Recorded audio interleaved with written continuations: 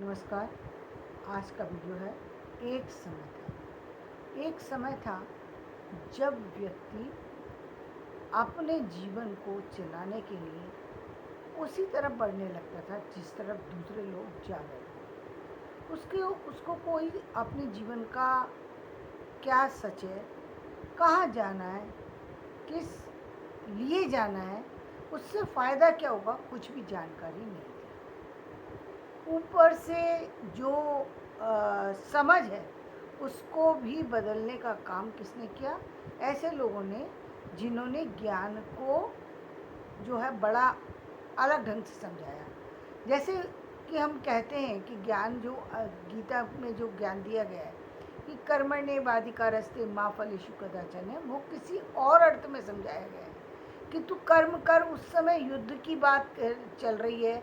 आप एक ही चीज़ से सबको नहीं तोल सकते। उसमें उन्होंने कहा कि युद्ध, तुम्हें इस युद्ध में अब युद्ध करना चाहिए जबकि तुम रण के क्षेत्र में खड़े हो, युद्ध के मैदान में खड़े हो, और तुम्हारे जो जिन्हें तुम अपना कह रहे हो वो सारे तुम्हारे दोस्त नहीं है। इस समय सब जो है योद्धा बन के, शत्रु बन के तुम्हारे सामने खड़े हैं। सब शत्रुता ही रख कर के तुम पर विजय पाना चाहते हैं। तो अब तुम्हें इस समय झुकने की ज़रूरत नहीं है। इस समय तुम्हें लड़ने की आवश्यकता है, पीछे मुड़ने की आवश्यकता नहीं है। इस संदर्भ में कृष्ण ने संदेश दिया। उस संदेश का कदापि ये मतलब नहीं है कि आप कर्म करते रहो, आपको फल के बारे में नहीं सोचना चाहिए, ऐसा नहीं है। लेकिन लोगों ने उसको इसी अर्थ में समझाया कि कर्म करो और फल की इच्छा मत रखो। खेती में बीज डालो, खेत में बीज बो दो, पानी भी लगाओ, सब कुछ करो, लेकिन खेती आएगी या नहीं आएगी इस बात को सोचने की ज़रूरत नहीं है। ये किन लोगों की बात थी? ये उन लोगों की बात थी जिनको आज के आधुनिक टेक्निक के बारे में नहीं पता था, जिनको शिक्षा के बारे में पता नहीं था, जिनको ये नहीं पता था कि कहाँ पर उस समय जो है यदि बारिश का जो है पहले से बताया जा रहा है। ये पहले भविष्यवाणी ज्योतिष कर दिया करते थे कि इस साल बहुत ज़्यादा बारिश होगी, कहाँ कहाँ बारिश होगी, इसकी भविष्यवाणी पहले जो है वो एस्ट्रोलॉजर करते थे। लेकिन उसको अनसुना कर दिया करते थे लोग, और उसको अनसुना करने का परिणाम ये होता था कि कभी महामारी की चपेट में आ जाते थे, कभी अपने सारे पूरे धन को, अपनी सारी चीज़ों को खो देते थे, आज भी खो देते हैं। जबकि पहले पता होता है कि भूकंप आने वाला है, ये चीज़ें आने वाली हैं, लेकिन लोभ जो है एक ऐसी चीज़ है जिसके कारण से लोग वहीं पर रहना पसंद करते हैं जहाँ पर उनको बताया जा रहा है कि ऐसा ऐसा हो सकता है, तूफान आ सकता है और सब कुछ बर्बाद हो सकता है। लेकिन अभी पहले से बेटर स्थिति ये है कि हाँ, तूफान को रोकने की भी कोशिश की जाती है, तूफान का रास्ता मोड़ने की भी कोशिश की जाती है, तूफान की दिशा कैसे मोड़ी जाए इस पर काम चल रहा है, तूफान को कम कैसे किया जाए इस पर काम चल रहा है। यदि तूफान के कौन कौन से क्षेत्र प्रभावित होते हैं उस जगह का भी आकलन कर दिया जाए, उस जगह से लोगों को शिफ्ट कर दिया जाता है, उनसे कहा जाता है कि अपनी मूल चीज़ों को वहाँ से हटा लें। तो अभी काफ़ी सेफ्टी है पहले से, लेकिन फिर भी कुछ चीज़ों की अभी भी आवश्यकता है, अभी भी लापरवाही है। अभी भी कुछ चीज़ों को जानते हैं कि यहाँ पर जो है अब अभी भी पता है कि 5 मंजिल का मकान बिना उसके गवर्नमेंट की परमिशन के नहीं बनाना। क्यों नहीं बनाना? क्योंकि गवर्नमेंट उसकी छानबीन करती है कि कितना नीचे इसको बनाया गया है, कितना ऊपर बनाया गया है। क्योंकि बिल्डिंग ढह जाने की समस्या होती है कि यदि आपने ऊपर ही ऊपर बनाते चले गए तो बिल्डिंग कभी भी भूकंप आने पर नीचे गिर सकती है। लेकिन इस बात से लोग ना तो जानते हैं ना जानना चाहते हैं। उनको लगता है कि मैं हमारी 2 मंजिल की बिल्डिंग बनी हुई है, इस पर 2 मंजिल और बना लेंगे तो क्या है, लोगों की तो 20-20 मंजिल बनी है। उनको ये नहीं पता 20 मंजिल तो बनी है, लेकिन उसके लिए नीचे जो उन्होंने खुदाई की है वो ज़्यादा की है। दूसरे अभी हम एक और चीज़ देख रहे हैं, जो देख रहे हैं कि हम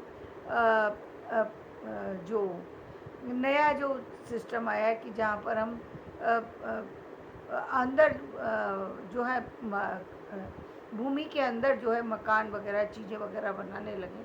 या और चीज़ें बनाने लगें, तो वो चीज़ें जो हैं वो कहाँ तक और कितना बनाना है, इसके बारे में पहले से काफ़ी सारी चीज़ों की जानकारी होनी चाहिए। बिना जानकारी के लोग बनाते चले जाते हैं और नुकसान होता है।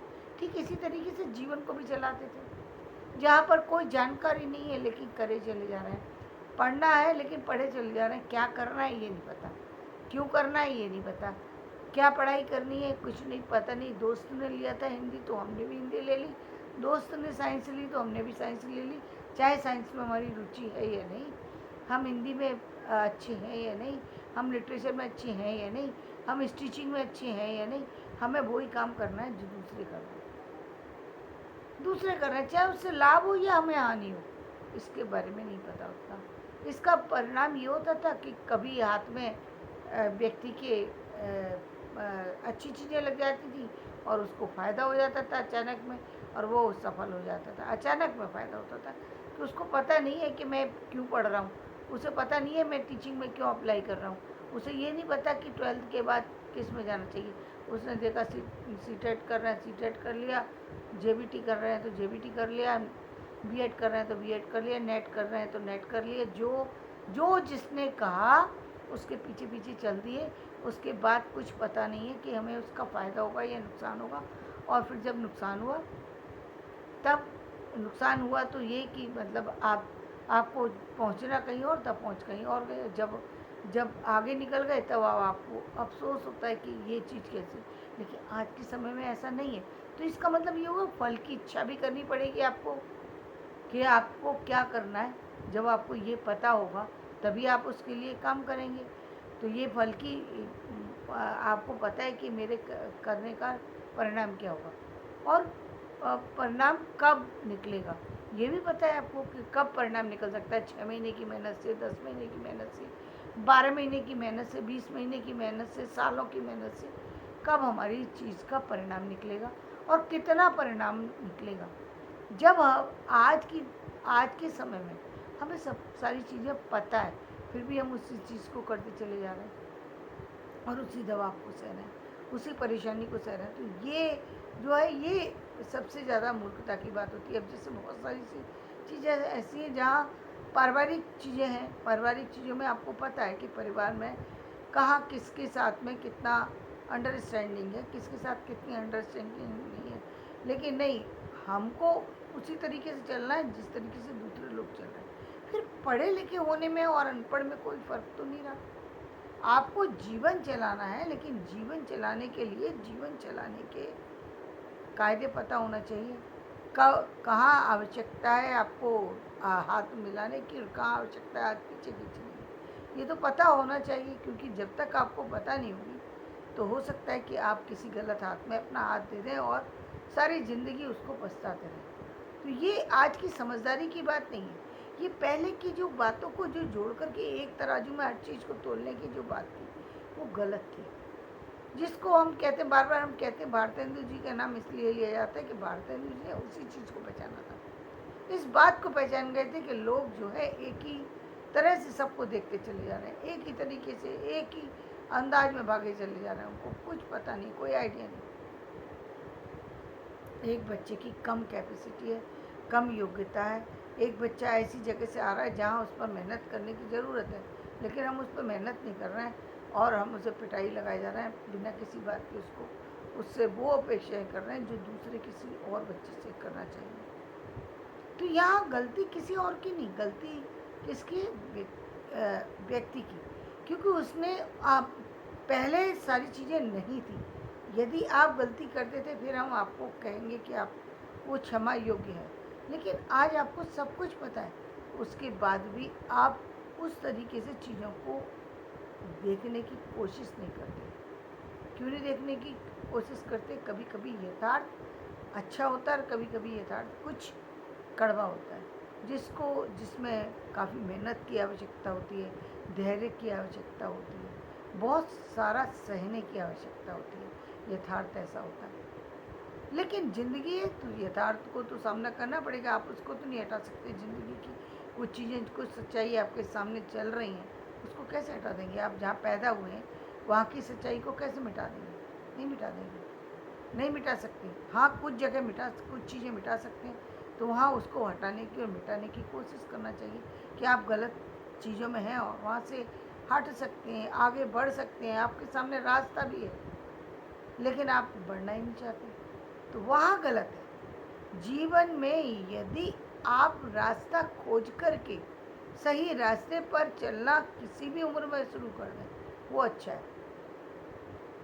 जैसे बुद्ध के कहने पर अंगुलीमाल चल पड़ा, जब उसे ज्ञान हो गया कि मैंने आज तक जितनी हत्या की है वो मेरा अपराध था, वो मैंने अपराध जो किया अपने परिवार के लिए किया, लेकिन वो मेरा जघन्य अपराध था जो मुझे नहीं करना चाहिए था। मुझे किसी ने हक नहीं दिया कि मैं किसी की को भी मृत्यु तक ले जाऊं, किसी को भी। जीव मात्र की हत्या भी हत्या ही होती है, उसको भी मारने की अनुमति नहीं दी है। मारने की अनुमति कब है? यदि कोई चीज़, ईश्वर कहता है कि यदि अपने बचाव के लिए आपको किसी चीज़ पर हथियार उठाना पड़े तो वो सही है, तब वहाँ आप जो है, तब आपकी गलती नहीं है, तब आपका अपराध क्षम्य है। कि आपको कोई मारने आ रहा है तो आप अपने बचाव में तो काम करेंगे, जो भी बचाव में जैसी स्थितियाँ हैं वैसा ही व्यक्ति को काम करना पड़ेगा। फिर उस समय आपने कोई काम किया तो वो गलत नहीं, लेकिन आप बिना किसी बात के एक निर्दोष को आप सताएं, ये गलत है। चाहे वो जीव जीव हत्या हो या फिर वो मनुष्य हत्या हो या किसी और तरह की हत्या हो। कई बार हत्याएं वो भी हैं जो दिखाई नहीं देती हैं आज के समाज में। आज के समाज में बहुत सी चीज़ें ऐसी चल रही हैं जो दिखाई नहीं देती। लोग दूसरे का अहित कर देते हैं, वो दिखता नहीं है कि क्या कर रहे हैं, स्वार्थ में, छोटे स्वार्थ में। जबकि उस स्वार्थ की पूर्ति के लिए थोड़ी सी मेहनत की ज़रूरत होती है, थोड़ी सी सहने की भी ज़रूरत हो सकती है। हो सकता है कि आपको उतना धन ना प्राप्त हो जितने की आप चाहत रखते हैं, हो सकता है आपको उतनी चीज़ें जो, जैसे बहुत ज़्यादा आप एजुकेशन पाना चाहते हैं, लेकिन बहुत ज़्यादा एजुकेशन पाने के लिए तो बहुत ज़्यादा मेहनत की आवश्यकता है, वो मेहनत आप नहीं कर सकते, तो आपको कैसे प्राप्त होगी? उसके लिए आप तैयार नहीं हैं तो नहीं हो सकती। हाँ, तैयार हैं तो हो सकती है। तो आप एक उम्र के किसी भी पड़ाव में आप उसको कंप्लीट कर सकते हैं।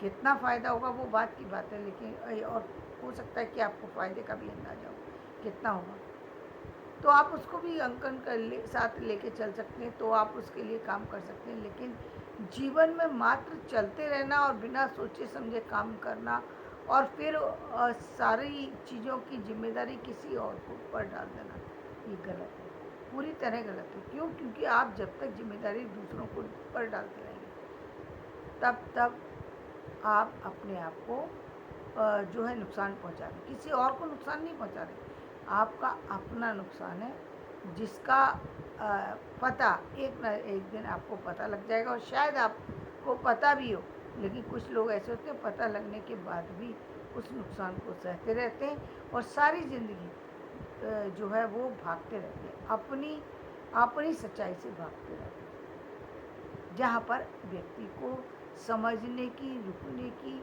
और जानने की आवश्यकता है कि जीवन जो है वो आपके कर्मों के फल को प्रदान करता है। आपको अपने कर्म बदलने पड़ेंगे, आपको अपना व्यवहार बदलना पड़ेगा, आपको अपना सब कुछ बदलना पड़ेगा। आज हम कृष्ण का जन्मदिन इसलिए नहीं मना रहे कि सिर्फ कृष्ण जो है भगवान है इसलिए हम मना रहे हैं, बल्कि इसलिए कृष्ण आज भी हमारे सामने क्यों उपस्थित है? क्योंकि कृष्ण के काम जो थे, कृष्ण की जो भूमिका थी, वो भूमिका है जिसको बारे में कोई सोच ही नहीं सकता। कृष्ण ने जन्म से लेकर के और अंत तक कहीं भी उन्होंने अपनी जो उनका जो जीवन है, उस जीवन में पूरा जो संघर्ष है, एक तरफ संघर्ष दिखाई देता है, दूसरी तरफ जो उनके कार्य हैं वो जन्म से लेकर के और अंत तक वो ईश्वर से उनको जोड़ते ही जाते हैं। ये एक अलग सब्जेक्ट है, इस पर हम बात फिर करेंगे। आज कृष्ण जन्म दिवस की आपको सबको बहुत बहुत शुभकामनाएं। धन्यवाद। मेरा वीडियो पसंद आए तो इसे लाइक करें, शेयर करें।